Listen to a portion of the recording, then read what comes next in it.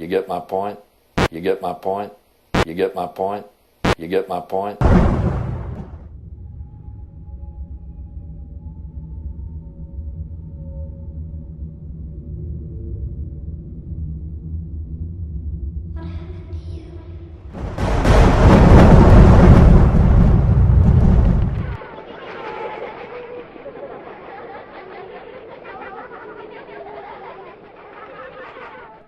Even in Germany during the 1930s, was there any day that Germany actually became a police state even after Hitler was legally and democratically elected?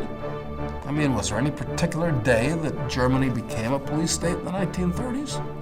I'm not sure you can put your finger on any one particular day. It was a progression. New laws, new regulations, new taxes every day, more hysteria worked up among the common man.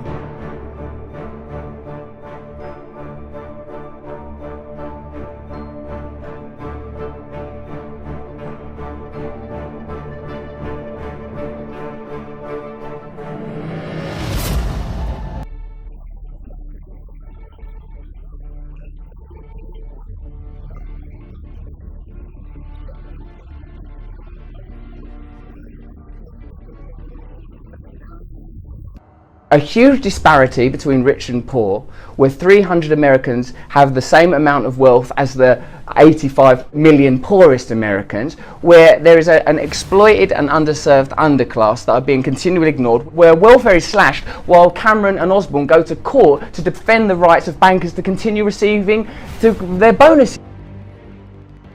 When you see everything, you see them on a more frequent basis. And you recognize that some of these things are actually abuses. And when you talk to people about them, in a place like this where this is the normal state of business, people tend not to take them very seriously and move on from them. But over time, that awareness of wrongdoing sort of builds up, and you feel compelled to talk about it. And the more you talk about it, the more you're ignored, the more you're told it's not a problem. Until eventually you realize that these things need to be determined by the public, not by somebody who is simply hired by the government. It is my pleasure to be here, and I feel it's important to testify about what's really going on behind the scenes in the intelligence community around the world, not just in NSA. All these programs that Edward Snowden has exposed fundamentally are ways of acquiring information. Every dictatorship down through history has always done it. One of the first things they need to do is to try to acquire knowledge of their population, and that's exactly what these programs do. I see this as the most major threat to our democracies all around the world. We're gaining back the freedoms that the forefathers assured us through technology, and we can't allow these freedoms to be taken away. I will put my body on the altar of liberty again and again and again. You can get up every day, you can go to work, you can collect your large paycheck for relatively little work against the public interest, and go to sleep at night after watching your shows. But if you realize that that's the world that you helped create, and it's going to get worse with the next generation and the next generation who extend the capabilities of this sort of architecture of oppression, you realize that you might be willing to accept any risk. And it doesn't matter what the outcome is, so long as the public gets to make their own decisions about how that's applied. It's an open secret that the mainstream media has special access to the halls of power. There was a phrase I used to hear at NSA. We're going to tell them what we want them to hear, not what they need to know. What we want them to hear. That's pure manipulation. That is PSYOP, InfoOp. You're saying because you're controlling the narrative. Information is the weapon, and information properly understood and properly used in an honest way is more effective than anything else in the world. Homeland Security reports Facebook has replaced almost every other CIA information gathering program since it was launched in 2004. After years of secretly monitoring the public, we were astounded so many people would willingly publicize where they live, their religious and political views, an alphabetized list of all their friends' personal email addresses, phone numbers, hundreds of photos of themselves. and even status updates about what they were doing moment to moment. It is truly a dream come true for the CIA. Much of the credit belongs to CIA agent Mark Zuckerberg, who runs the day-to-day Facebook operation for the agency. The decorated agent, codenamed the Overlord, was recently awarded the prestigious Medal of Intelligence Commendation for his work with the Facebook program, which he has called, quote, the single most powerful tool for population control ever created. Among the biggest successes of the Facebook program is Operation Farmville, which the CIA credits with pacifying as many as 85 million people after unemployment rates rose dramatically. Other features, such as the suggested friends window, have been instrumental in allowing government agents to infiltrate deeper into the friend networks of suspected dissidents. For some expert analysis now on the story, let's check in with the Fact Zone's first responders.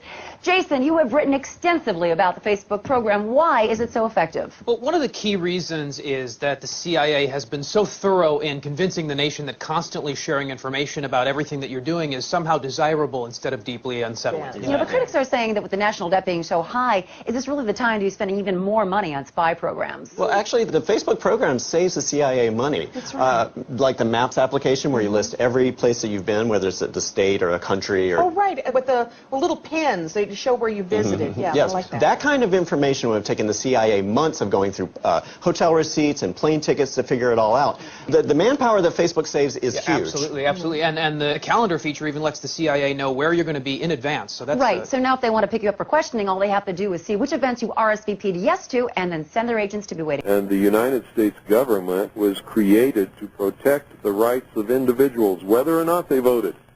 No matter what happened, they were supposed to stay within the bounds of the Constitution and protect the rights of individuals, and guaranteed us in that document constitutional and Republican government, not just in Washington, D.C., but in every state, every county, every city of this country. So, Mr. Cooper, you think that the feds may be backing down simply because you're in a strong community, or do you think they could just fly over one night and launch a hellfire attack with a... Doesn't matter what they do, they lose, and they know it. They've stepped on their dicks this time. No matter what they do, they lose, and they know it. Because if they make a martyr out of William Cooper... Not only that, I'm right within the law. I am right under the Constitution, and I am right within the law, and it's all posted on my website and internet. So you're saying you've dotted all your I's, you've crossed all your T's. Absolutely. You've drawn your line in the sand. They lose. They either back down and get within the bounds of the Constitution, they lose. They come up here and they kill us all, they lose. And we're still free. Now, a lot of people aren't going to understand that, but I'll still be free. No, you were mentally free. You didn't bow down, you didn't play the game, you didn't compromise. You died with your morals and with what you believed, and you were not altered by their propaganda or their intimidation. That's right, and none of us are afraid. We are Christians. We know that if we do the right thing, God is going to smile at us when we get to those pearly gates. However people view those pearly gates, I don't care.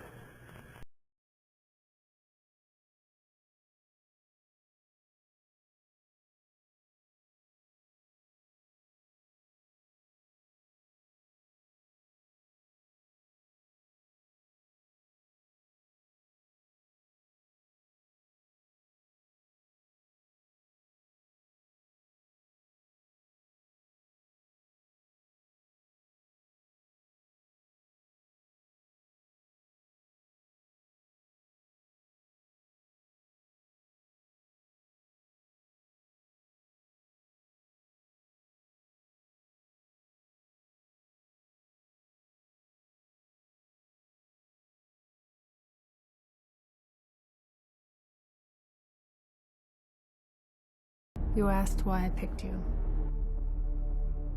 I didn't. You did.